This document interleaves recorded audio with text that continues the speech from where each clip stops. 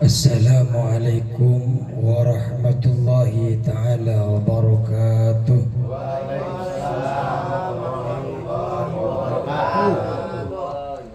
Bismillahirrahmanirrahim. Alhamdulillahi rabbil alamin, wassalatu wassalamu ala asrafil anbiya wal mursalin, Sayyidina wa habibina wa syafi'ina wa maulana Muhammadin wa ala alihi wa sahbihi ajma'in. Rabbana la ilma lana illa ma 'allamtana innaka antal alimul hakim. Rabbi shrah li sadri wa yassir li amri wahlul 'uqdatam min lisani yafqahu qawli, amma ba'du. Yang kami hormati segenap para jemaah, para bapak-bapak, para aparatur daerah setempat ataupun yang dari RT 11, para asatid, khususan untuk sahibul hajah malam hari ini, sahibul bait. Yang kami hormati para jemaah RT dan para bapak-bapak sekalian, semoga langkahnya ke tempat ini merupakan sebagai bentuk ikhtiar kita untuk mendapatkan ridha-Nya Allah Subhanahu wa taala. Amin ya rabbal alamin. Para bapak yang dirahmati Allah Subhanahu wa taala, kita malam hari ini akan mengkaji tentang fikih, melanjutkan sebelumnya.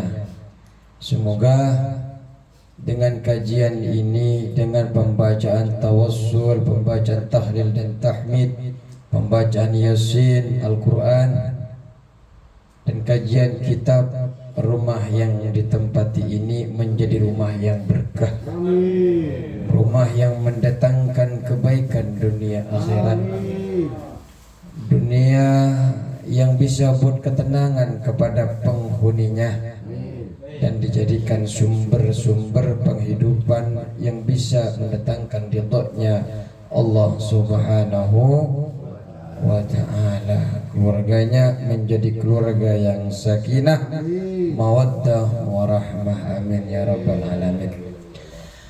Bismillahirrahmanirrahim. Qala musannif rahimahullahu ta'ala wa nafa'ana bi'ulumihi fid dharain amin. Bismillahirrahmanirrahim. Syurutul qudwati ahad asyarah. Syurutul qudwati ahad asyarah, syarat bermakmum itu ada 11. Sebelum kita balik, sebelum kita pulang kampung, panjenengan pulang kampung, kita belajar tentang solat-solat yang wajib imamnya mengucapkan imam. Kalau tidak mengucapkan imam tidak sah solatnya, jemaahnya tidak sah. Nah sekarang kita masuk kepada syurutul qudwati ada syarat-syarat bermakmum itu ada 11. Sahnya bermakmum ada 11. Pertama apa? Alla ya'lamu butlana salati imamihi. Alla ya'lamu, orang yang sholat makmum itu tidak mengetahui. Alla ya'lamu, makmum tidak mengetahui butlana sholati imamihi, batalnya sholatnya imam, bihadasin, sebab hadas, al-ghairihi, atau lainnya hadas. Jadi kalau panjenengan sholat bermakmum kepada seseorang, jenengan tidak tahu bahwa imamnya itu sholatnya batal atau tidak.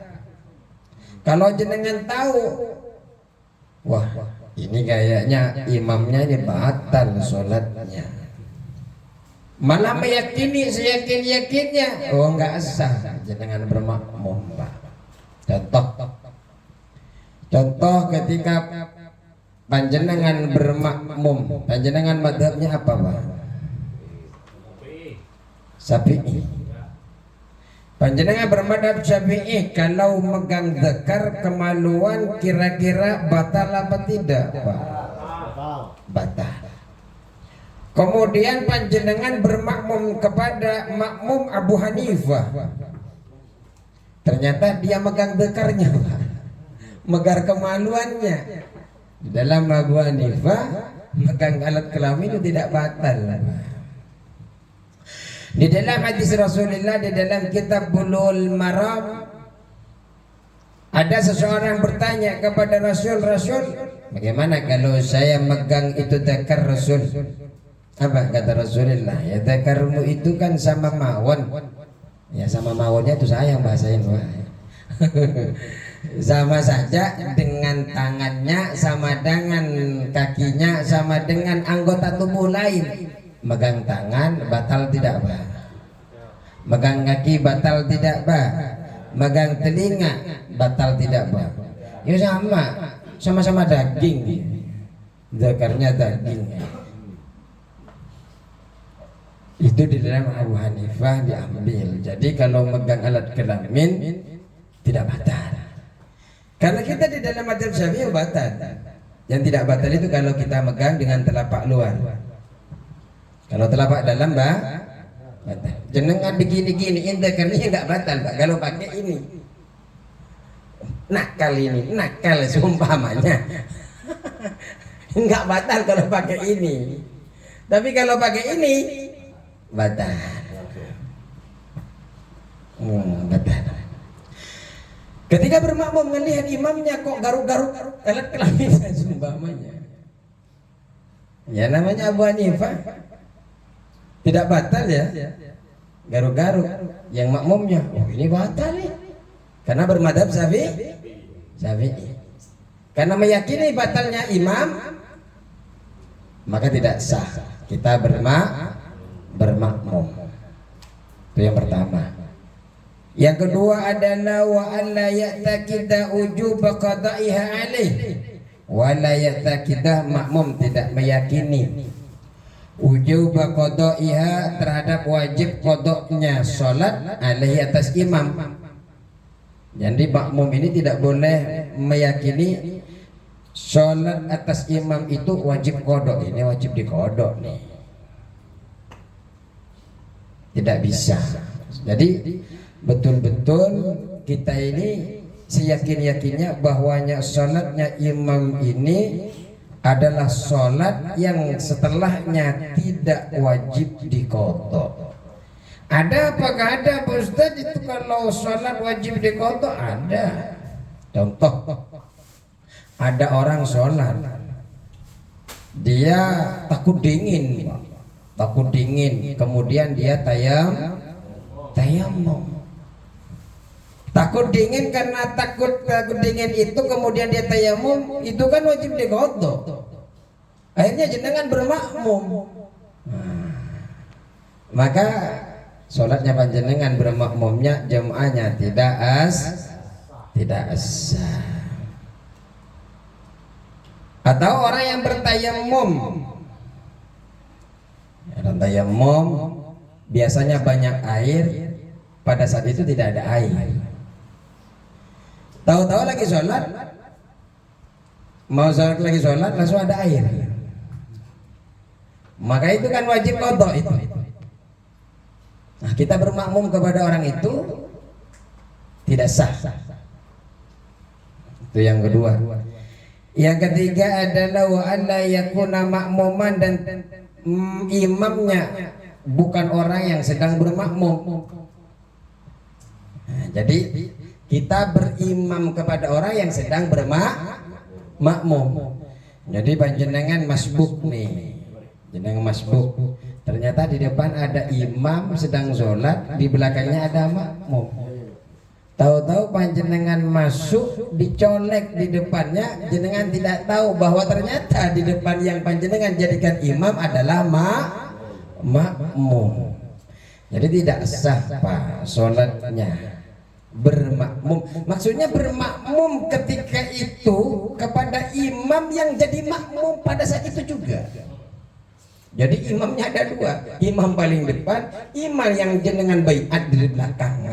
Jadi nggak sah jenengan bermakmum kepada makmum yang sedang bermakmum kepada imam yang paling depan. Itu yang ketiga. Yang ke berapa ini sekarang? Yang keempat, wala ummiyan, dan bukanlah orang yang ummi. Orang yang ummi itu orang yang tidak bisa membaca bacaan Al-Quran. Orang itu tidak sah bermakmum kepada orang yang ummi, baik imam umminya tersebut pernah belajar tapi tidak Allah berikan kemampuan untuk membaca. Kenapa kok tidak sah Pak bermakmum kepada ummi orang yang tidak bisa membaca? Karena makmum itu ditanggung bacaannya oleh imam. Bagaimana bisa menanggung bacaannya makmum sedangkan imamnya cara bacanya tidak benar?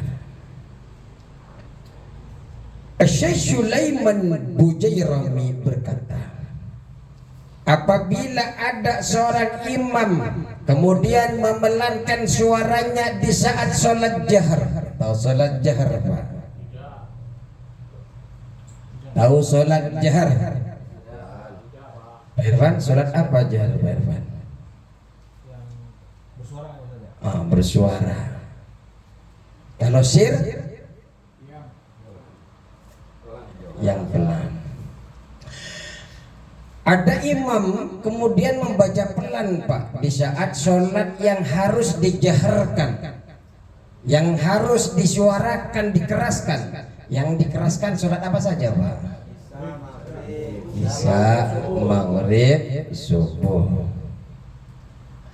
Ternyata jadi imam. Ketika jadi imam pelan Pak, pelan. Maka panjenengan itu mesti mengklarifikasi kepada beliau. Ini menurut Syekh Sulaiman Bujairami, apakah engkau pelan karena tidak bisa baca, bacanya tidak baik, atau karena apa? Ketika ternyata pengakuan imamnya ini setelah dikonfirmasi oleh kita, ternyata dia memang tidak bisa baca, khususnya Al-Fatihah sudah amburadul, maka wajib dia sholat lagi itu makmum. Kenapa? Sholatnya tidak sah. Jadi bermakmum kepada ummi, bukan ummi ibu ya. Ummi adalah orang yang tidak bisa membaca ayat Al-Quran. Terus bagaimana kalau orang itu bermakmum kepada makmumnya ummi, imamnya ummi, sama-sama tidak bisa membaca? Ini sah malah. Kalau sama-sama ummi, sah. Makanya harus syaratnya biar sah bermakmum kepada ummi, harusnya sama-sama ummi.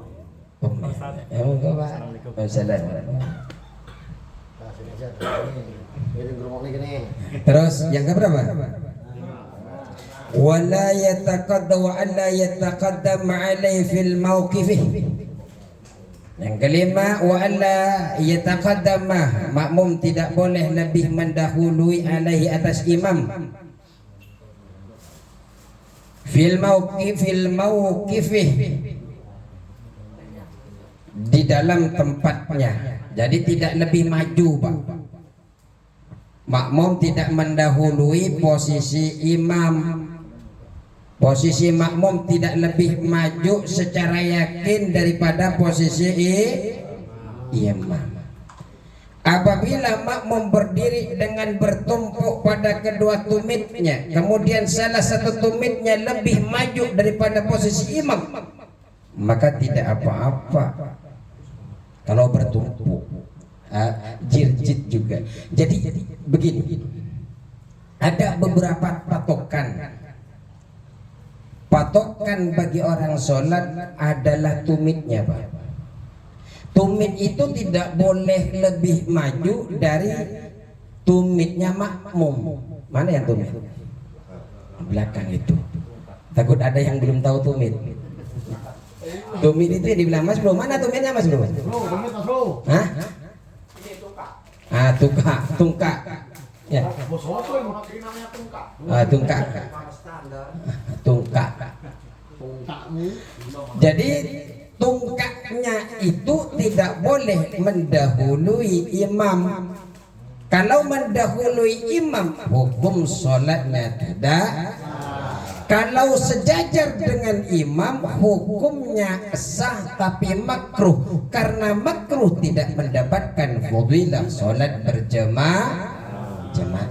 Kalau sama-sama, saya kan sekawan, kita besti, jadi sholat imam dan makmum sejajar saja. Nah, seumpamanya ketemu tumit sejajar, sah tapi tidak mendapatkan fadilah sholat berjamaah.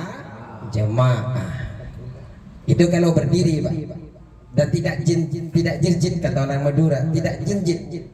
Nah, jadi memang duduk berdiri betul itu kaki. Itu tumit.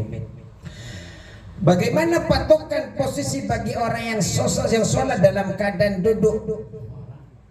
Patokannya yang tidak boleh lebih daripada imam kedua pantatnya. Makmumnya sholat berdua, seumpamanya imamnya berdiri, makmumnya duduk, maka pantatnya tidak boleh lebih daripada imam. Bagaimana kalau sholatnya sedang miring?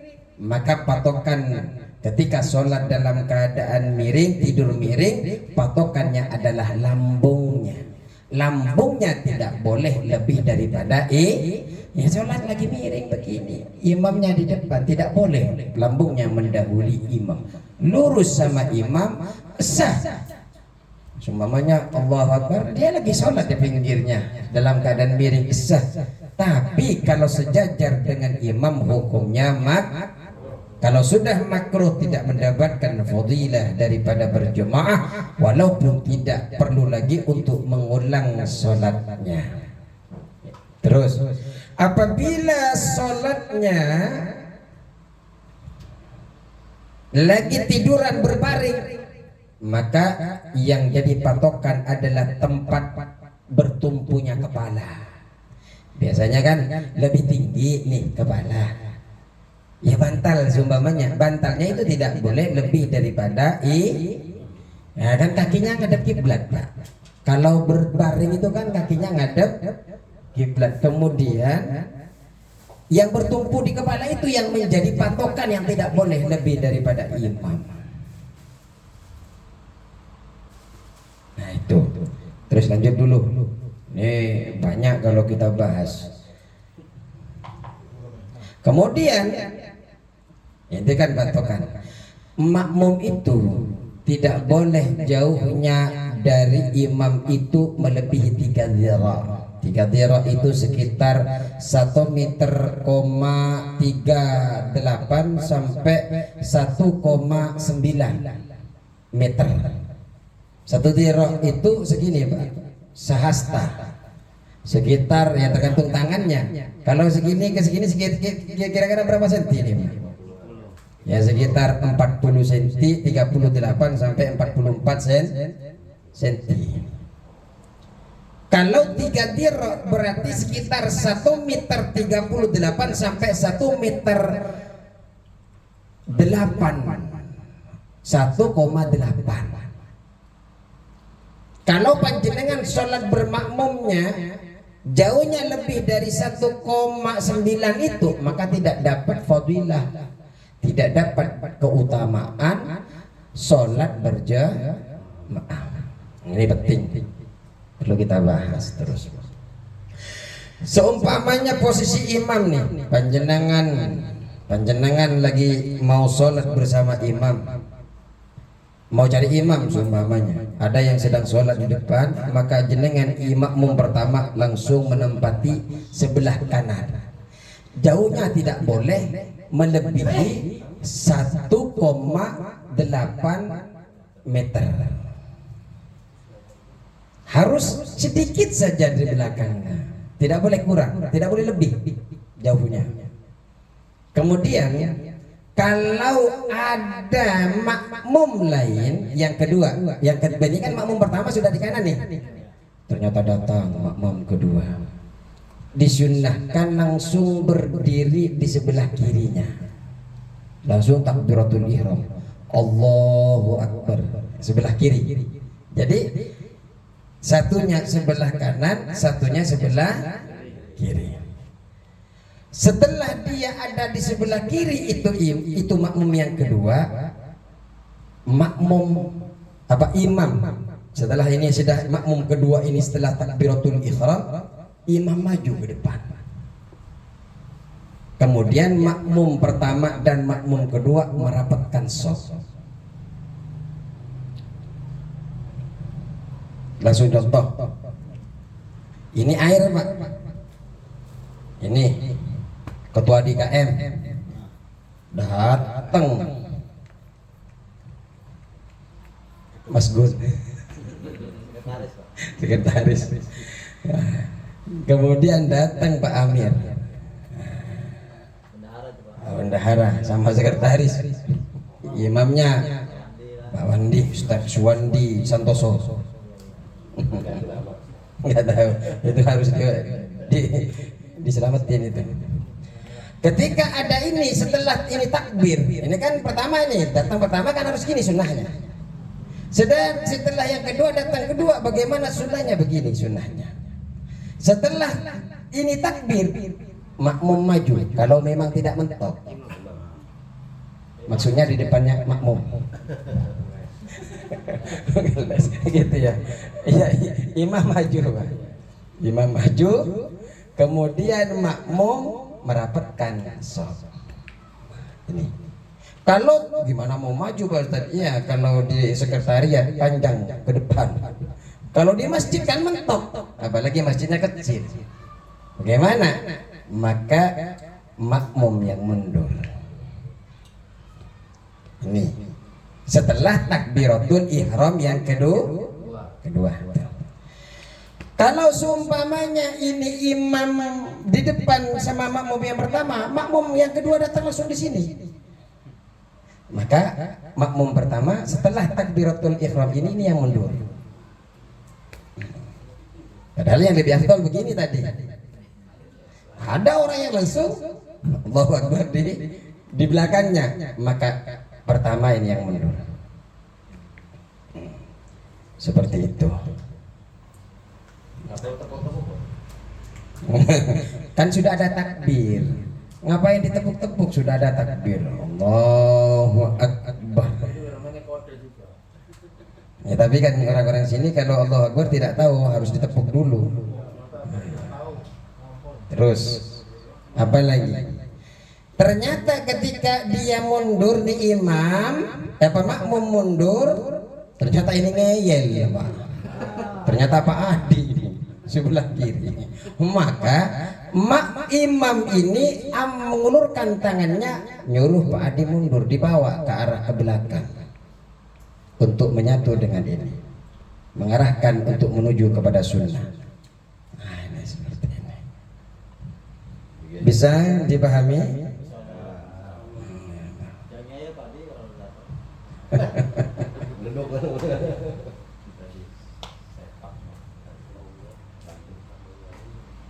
Terus itu yang paling penting. Walaupun memang ada beberapa susunan di dalam shaf itu, Pak.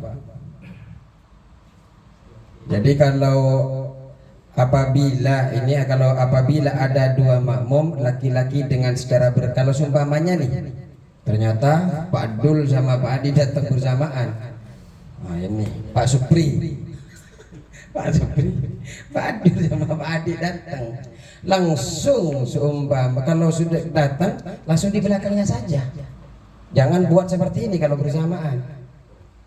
Kalau yang tadi bersamaan langsung duduk, langsung sholat di belakangnya, langsung buat jarak. Ikutin garis shot. Itu kalau memang datang berbarengan. Dianjurkan berdiri langsung tepat di belakang imam. Begitu juga apabila ada satu perempuan atau banyak datang seumpamanya, maka ia atau mereka ini langsung berdiri di belakang imam langsung. Kalau seumpamanya satu makmum laki-laki dan satu makmum perempuan datang, maka makmum laki-laki itu berada di sebelah kanan imam dan makmum perempuan berada di belakang makmum laki-laki. Jadi begini, imam ini makmum laki-laki, ini makmum perempuan. Jadi nggak bisa bersamaan begini, Pak. Jadi lebih mundur, berada di sebelah kiri di belakang makmum. Tuh kalau seumpamanya satu makmum laki-laki, satu makmum perempuan. Kalau seumpamanya dua makmum laki-laki dan satu makmum perempuan datangnya berbarengan, maka dua makmum laki-laki tersebut berada di belakang imam dan satu makmum perempuan berdiri di belakang dua makmum laki-laki. Kurang satu saya. Datang nih tiga makmum, dua laki-laki dan satu perempuan, langsung berdiri begini. Ini dua makmum laki-laki, ini satu makmum perempuan. Kalau tadi siksaknya begini, nah ini bola ini, strategi. Ini kalau laki-laki dua, perempuan satu, imam laki-laki, perempuan. Kemudian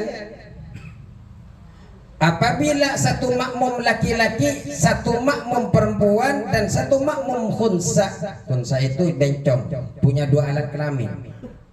Datang seumpamanya, bukan bencong yang di sana itu, Pak. Yang laki-laki budak-budak perempuan itu bukan. Ini memang bencong khunsa itu punya alat dua kelamin. Seumpamanya ada berapa tadi? Satu makmum laki-laki, satu makmum perempuan dan satu makmum khunsa bencong. Maka satu makmum laki-laki berdiri di sebelah kanan imam. Sedangkan satu makmum perempuan khunsa berada di belakang kalau sedangkan satu ini imam makmum yang pertama yang laki-laki tulen ada di sebelah kanan. Kalau seumpamanya makmumnya laki-laki, satu makmum perempuan, maka satu makmum khunsa datang, maka satu makmum laki-laki ini berdiri sebelah kanan imam, sedangkan makmum bencong ini berada di belakang imam dan makmum laki-laki itu. Jadi sama, sedikit saja tetap di belakang imam. Kenapa? Yang ditakutkan adalah pada saat sholat perempuannya datang, yang namanya juga bencong. Nah itu. Kalau seumpamanya ketika golongannya banyak, seumpamanya disunnahkan golongan makmum laki-laki itu ada di belakang imam dengan membentuk shop pertama. Setelah itu shop pertama penuh, maka golongan makmum anak laki-laki ini berada di shop kedua. Jadi yang pertama, shop pertama adalah orang dewasa. Shop kedua adalah untuk anak-anak. Kita lanjut biar cepat. Ini yang keberapa masih?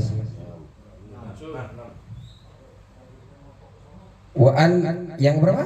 Sekarang ke-6 ya? Yang 7 ini saya nanya kepada yang punya kitab. Tadi 7 itu. Yang ke-6-nya perpindahan gerakan imam. Wa ayya'lama intiqalati imami. Ini kan belum ini. Ini yang berapa nih? Ke-6. Wa alla yataqilah, dan makmum harus dan harus mengetahui intiqalati imami, berpindahnya imamnya. Jadi makmum ini mengetahui pergerakan imam. Kenapa harus mengetahui? Agar makmum ini bisa mengikuti imam. Harus melihat secara langsung. atau makmum melihat pergerakan sebagian sop yang ada di belakang imam. Terus wa ayyajtami'a fi masjidin, wa ayyajtami'a ini yang ke 7 ya. Antara imam dan makmum harus berada di satu masjid. Wa ayyajtami'a dan harus berkumpul keduanya imam dan makmum fi masjidin dalam satu masjid. Au fi salasimi'atin dira'in taqriban, atau minimal harus 300 kira-kira, atau berada kira-kira dalam jarak 300 diro. 300 diro itu ya tinggal kalikan 44, seumpamanya satu diro satu hasta itu 44 kali 300. Berapa kali 300? 44 kali 300 berapa? Ya. Yang punya handphone aja gitu. 300 meter. Ya 300 meter. Nah, 150 meter. Jadi sekitar 150 meter. Jadi jarak panjenengan dengan imam itu dalam satu tempat, kalau mau usah itu harus ada jarak, atau dari belakang sop. Kalau di belakang sopnya makmum terakhir harus ada 150 meter. Dalam 150 meter. Terus yang ke-8, sebenarnya panjang antara tiro ini. Yang ke-8 adalah wa ayyanuyal qudwa ta'awil jamaah. Makmum harus niat ikut pada imam atau niat berjamaah. Wa ayyanuya dan berniat siapa makmum al-qudwatah mengikuti imam awil jamaatah atau sholat berjamaah. Jadi kalau mau harus ada Pak niat saya sholat berjamaah. Itu. Terus itu yang ke berapa? 8. Yang ke-9 wa ayatawaqafa nadmu sholatihima, antara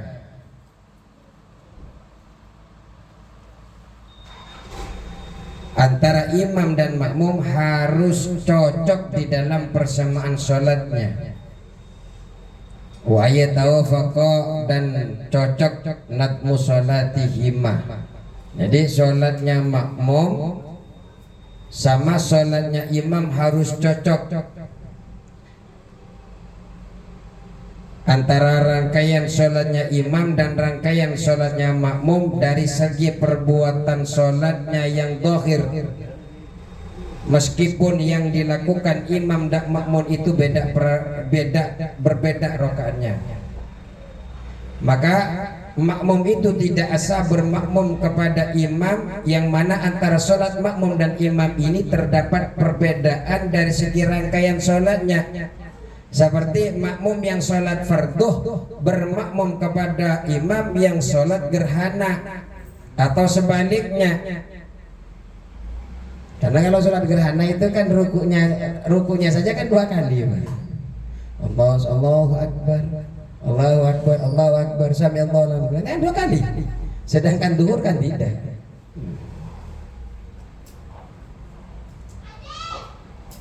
Kalau seumpamanya ini dari segi bermakmum pada orang, dari segi rangkaian sholatnya, ini tidak boleh, karena mengikutinya ini berbeda.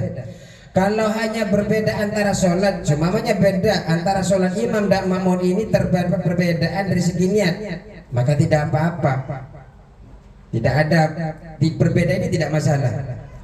Sehingga apabila makmum yang sholat fardu imam yang sholat fardu bermakmum kepada yang sholat adha, bermakmum pada sholat yang qadha, atau apabila makmum yang sholat yang sholat qadha bermakmum kepada yang sholat adha, hukumnya sah.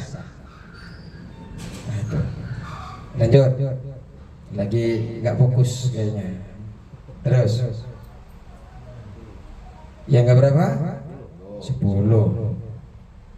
wa alla yukhalifahu fi sunnatin fahisatin al-mukhalafati. Yang ke-10, makmum ini tidak boleh berbeda dengan imam dengan perbedaan yang mencolok. Tidak boleh. Jadi makmum ini tidak boleh berbeda dari imam dengan bentuk mukhalafah yang parah, yang berbeda yang parah, seperti dalam sujud tilawah.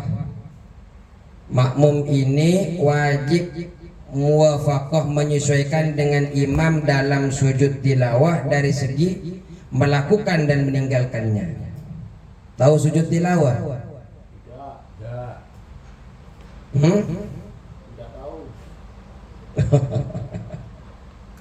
Jadi ketika, contoh lagi, ketika panjenengan, jadi makmum ini harus menyesuaikan dengan imam dalam sujud tilawah dari segi melakukan atau meninggalkannya, juga dalam sujud sahwi.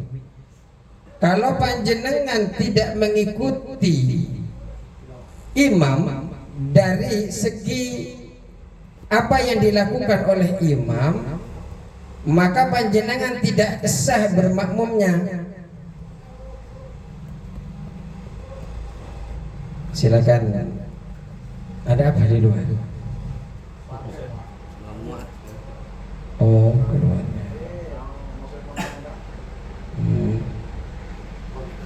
Jadi kalau sujud tilawah itu kan kadang ada orang-orang yang membaca ayat as-sajadah, kemudian kita kan melakukan sujud tilawah, maka ngikuti, jangan berbeda.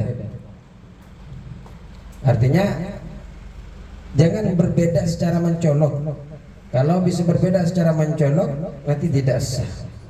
Harus ngikutin sujud sahwi, ngikutin sujud sahwi. Terus yang terakhir,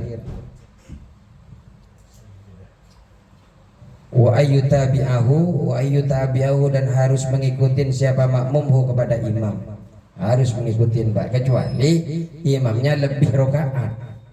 Sudah 4 ditegur sama makmum, dan naik lagi jadi 5, ditegur sama makmumnya subhanallah semuanya. Kalau sudah subhanallah nggak ngikutin, bisa ada 2 pilihan. Panjenengan nunggu imam yang lebih 4 rakaat atau mufarokoh. Oh, imam ini sudah subhanallah ngeyel, akhirnya mufarokoh. Atau panjenengan nunggu imam sampai imam menyelesaikan rakaat yang kelima, semuanya zuhur, kemudian duduk, kemudian melakukan salam bersama-sama. Ini bisa dipahami? Hah? Yang mana Mas? Yang mana? Yang gak dipahami yang mana Mas? Saya. Misalkan itu imam tidak bisa diingatkan dengan kode subhanallah.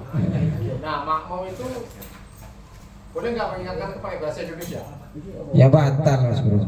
Maksudnya kalau sudah subhanallah, dia tidak, jenengan kan lagi duduk nih karena terakhir, imamnya naik karena beranggapan kata imamnya saya ini masih 3, padahal sudah 4. Subhanallah, yakin imamnya? Enggak, saya yang imamnya ini, kalian masih makmum kok ngatur saya, umpamanya yang namanya orang ngeyel. Akhirnya apa? Ya makmumnya kalau meyakini tunggu selesai imamnya menyelesaikan rakaat itu, kemudian salamnya bersama.